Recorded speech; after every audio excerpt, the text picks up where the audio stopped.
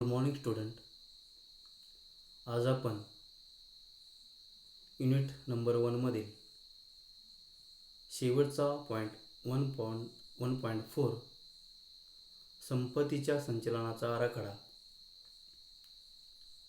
ही संकल्पना आपण पाहणार आहोत, किंवा त्यालाच क्वेस्नेचा आराखडा किंवा टॅब्ल्यू इकॉनॉमी असं म्हटलं जातं.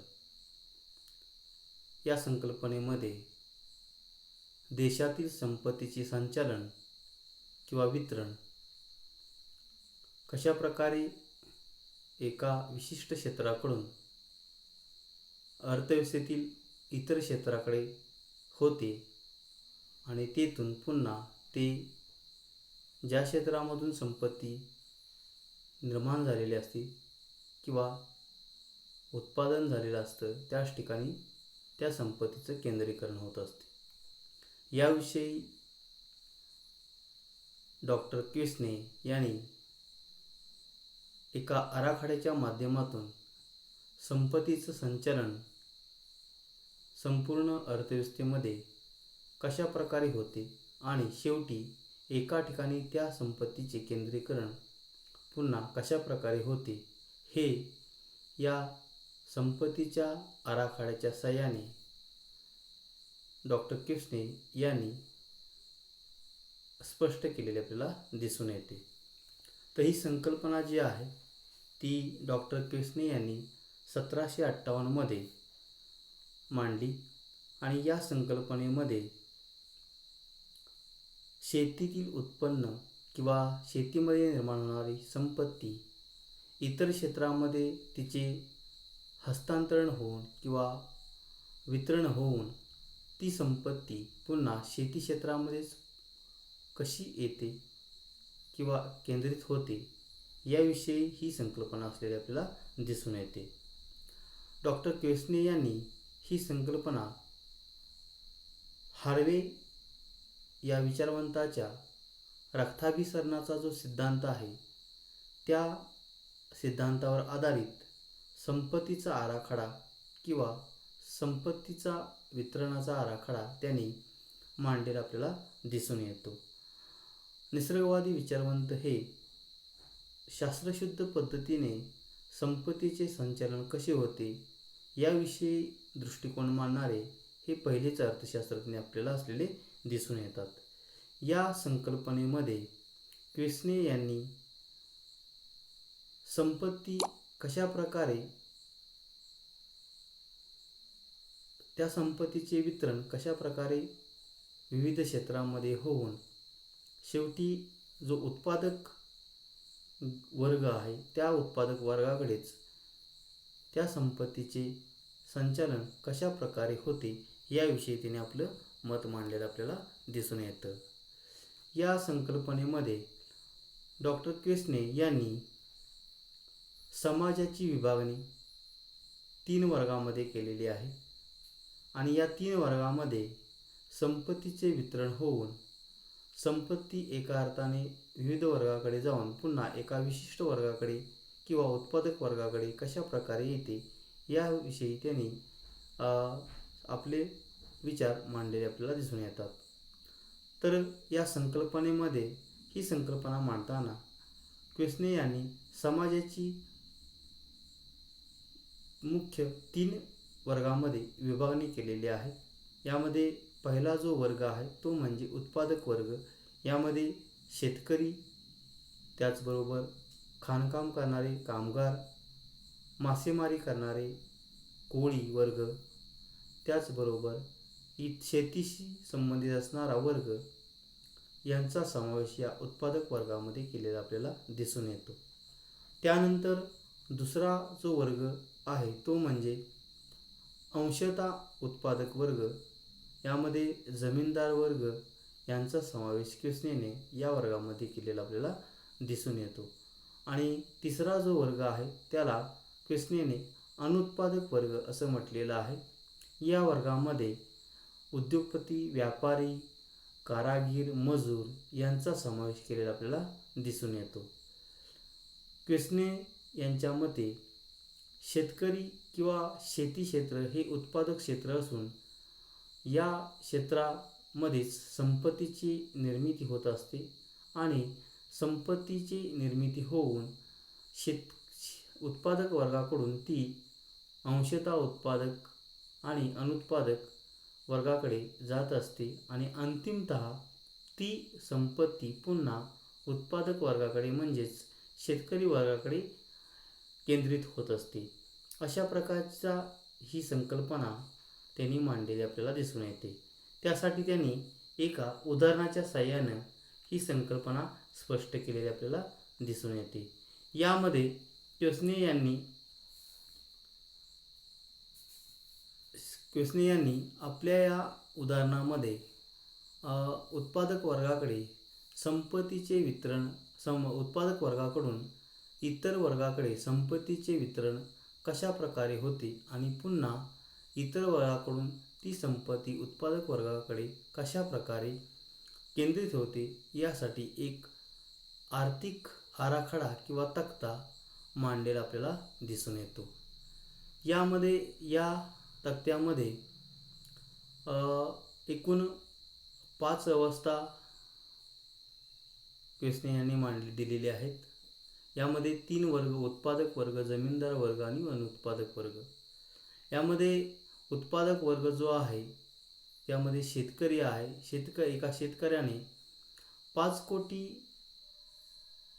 रुपयाचे उत्पादन केलेले आहे किंवा संपत्ती निर्माण केलेली आहे आणि त्यापैकी 5 कोटीपैकी उत्पादक वर्ग म्हणजे शेतकरी स्वतःसाठी 2 कोटी आपल्याजवळ ठेवतो आणि बाकीचे 3 कोटी रुपये तो जमीनदार वर्ग आणि उत्पादक वर्ग यांच्याकडे हस्तांतरित करत असतो. अशा प्रकारे 3 कोटी रुपयेचे प्रत्यक्ष हस्तांतरण जमीनदार वर्ग आणि अनुत्पादक वर्ग यांच्याकडे होत असते. यामध्ये 2 कोटी रुपये, 3 कोटी रुपयामधील 2 कोटी रुपये खंड या स्वरूपात शेतकरी जमीनदार वर्गाला देत असतो. त्याचबरोबर 1 कोटी रुपये तो अनुत्पादक वर्गाकडे देऊन त्याच्या मोबदल्यात आवश्यक असणाऱ्या वस्तू, साहित्य, शेतीशी संबंधित साहित्य असेल इत्यादींची खरेदी करत असतो. अशा प्रकारे एकूण 3 कोटी रुपयांचं वाटप किंवा वितरण जमीनदार वर्ग आणि अनुत्पादक वर्ग यांच्याकडे होत असतं. 2 कोटी रुपये जमीनदार वर्गाकडे जातात, 1 कोटी रुपये अनुत्पादक वर्गाकडे जात असतात. त्यानंतर दुसऱ्या टप्प्यामध्ये जमीनदार वर्ग किंवा जो अंशतः उत्पादक वर्ग जो आहे तो 2 कोटी रुपयापैकी 1 कोटी रुपयाचं शेतकऱ्याच्याकडून अन्नधान्याची खरेदी करत असतो आणि 1 कोटी रुपयांचे तो अनुत्पादक वर्ग म्हणजे व्यापारी, उद्योगपती यांच्याकडून जीवनावश्यक वस्तू इत्यादीवर तो खर्च करत असतो. अशा प्रकारे जमीनदार वर्गाकडे असणारे 2 कोटी रुपये पैकी 1 कोटी रुपये अन्नधान्यासाठी शेतकऱ्याकडे परत येतात आणि 1 कोटी रुपये अनुत्पादक वर्गाकडे त्याचे हस्तांतरण होत असते.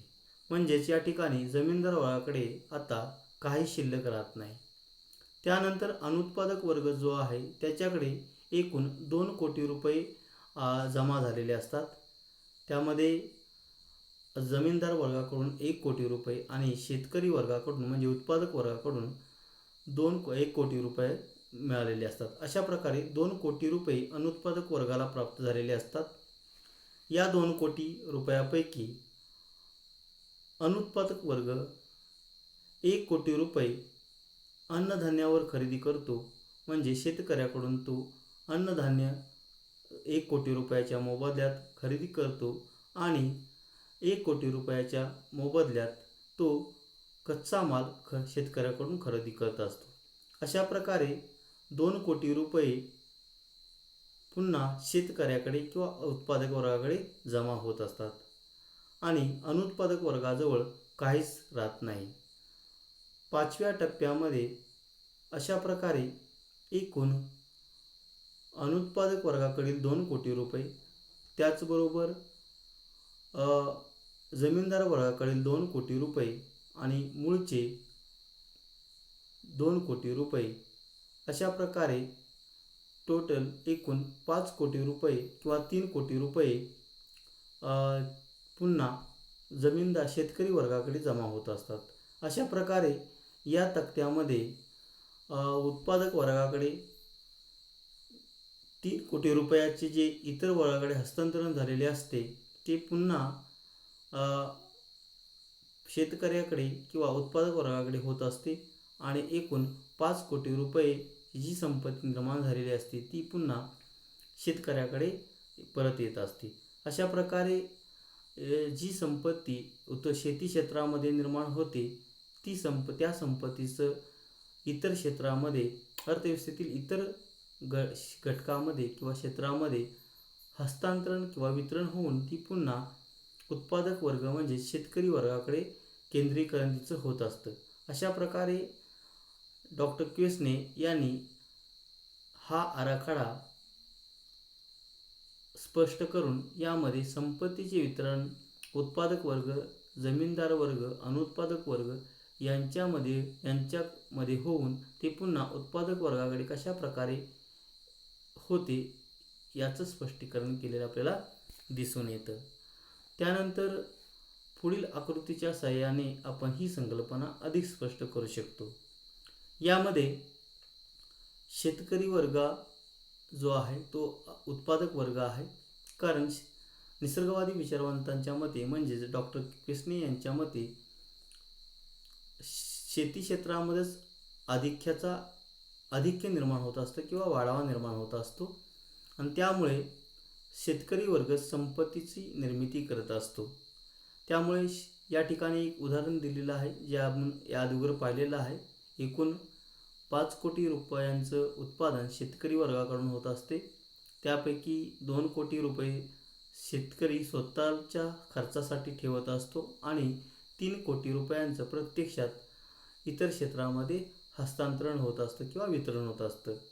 यामध्ये 3 कोटी रुपयापैकी 2 कोटी रुपये शेतकरी जमीनदार वर्गाला खंड या स्वरूपात देत असतो. त्याचबरोबर 1 कोटी रुपये तो आवश्यक वस्तूसाठी अनुत्पादक वर्गाकडून आवश्यक वस्तू, साहित्य, शेतीशी संबंधित वस्तू यांची खरेदी करत असतो. अशा प्रकारे 2 कोटी रुपये जमीनदार वर्ग आणि 1 कोटी रुपये अनुत्पादक वर्ग, अशा प्रकारे 3 कोटीचं हस्तांतरण या 2 वर्गाकडे होत असतं. त्यानंतर जमीनदाराला जे 2 कोटी रुपये मिळालेले असतात त्यामध्ये 1 कोटी रुपयाचे तो अन्नधान्य शेतकऱ्यांकडून खरेदी करत असतो.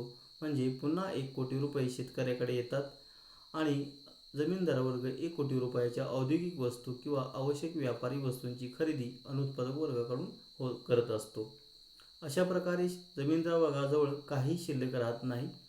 त्यानंतर अनुत्पादक वर्गाकडे शेतकऱ्याकडील 1 कोटी रुपये आणि जमीनदार वर्गाकडून आलेले 1 कोटी रुपये असे 2 कोटी रुपये असतात, त्यांना मिळालेले असतात, प्राप्त झालेले असतात. त्या 2 कोटी रुपयामधून अनुत्पादक वर्ग स्वतःसाठी 1 कोटी रुपयाचं अन्नधान्य शेतकऱ्याकडून खरेदी करतो आणि 1 कोटी रुपयाचं कच्चा माल शेतकऱ्याकडून खरेदी करत असतो. अशा प्रकारे अनुत्पादक वर्गाकडे असणारे 2 कोटी रुपये पुन्हा शेतकरी वर्ग म्हणजेच उत्पादक वर्गाकडे जात असतात. अशा प्रकारे एकूण 3 कोटी रुपयाचं जे वितरण जमीनदार वर्ग आणि अनुत्पादक वर्ग यांच्याकडे झालेलं असतं ते पुन्हा 3 कोटी रुपये फिरून शेतकरी वर्गाकडे किंवा उत्पादक वर्गाकडे पुन्हा ते येत असतात. अशा प्रकारची ही संकल्पना क्वेस्ने यांनी या आपल्या संपत्तीच्या आराखड्यामध्ये मांडलेली आपल्याला दिसून येते. ज्याप्रमाणे शरीरामध्ये रक्ताचं संचलन होत असतं, म्हणजे ज्या ठिकाणी रक्ताची निर्मिती होत असते आणि ते संपूर्ण रक्त आपल्या शरीरामध्ये विविध घटकापर्यंत जात असताना तिथून पुन्हा ज्या ठिकाणी रक्ताची निर्मिती होते त्याच ठिकाणी ते पुन्हा येत असतं. अशा प्रकारच्या रक्ताचा जो अभिसरणाचा सिद्धांत जो आहे, रक्ताभिसरणाचा सिद्धांत हार्वेचा, या सिद्धांतावर आधारित ही संकल्पना डॉक्टर क्युसने यांनी मांडलेली आपल्याला दिसून येते. अशा प्रकारे आपण आज या लेक्चरमध्ये संपत्तीचं हस्तांतरण किंवा वितरण उत्पादक वर्गाकडून अनुत्पादक वर्ग, जमीनदार वर्ग यांच्याकडे होऊन ती पुन्हा उत्पादक वर्गाकडे कशा प्रकारे केंद्रीकरण त्या संपत्तीचे होते याविषयी ही संकल्पना आपण अभ्यासलेली आहे. अशा प्रकारे आज आपला जो पहिला टॉपिक आहे तो आपला पहिला टॉपिक या ठिकाणी पूर्ण झालेला आपल्याला दिसून येतो. या पहिल्या टॉपिकमध्ये किंवा युनिटमध्ये, मॉड्यूलमध्ये आपण एकूण 4 संकल्पना अभ्यासलेल्या आहेत. यामध्ये व्यापारवादी विचारसरणी म्हणजे काय, व्यापारवादी विचारसरणीच्या व्याख्या, अर्थ, वैशिष्ट्ये, उदयाची कारणे, त्याचबरोबर निसर्गवादी विचारसरणी, निसर्गवादी विचारसरणीचा उदयाची कारणे, निसर्ग व्यवस्था आणि शेवटचा जो पॉईंट आहे तो म्हणजे संपत्तीच्या संचलनाचा आराखडा किंवा डॉक्टर क्युसने यांचा संपत्तीच्या वितरणाचा संचलनाचा आराखडा ही संकल्पना पाहिलेली आहे. पुढील लेक्चरमध्ये आपण युनिट नंबर 2 सुरू करणार आहोत. यामध्ये युनिट नंबर 2मध्ये ज्या सनातनवादी विचारधारा आहे त्याविषयी आपण चर्चा करणार आहोत.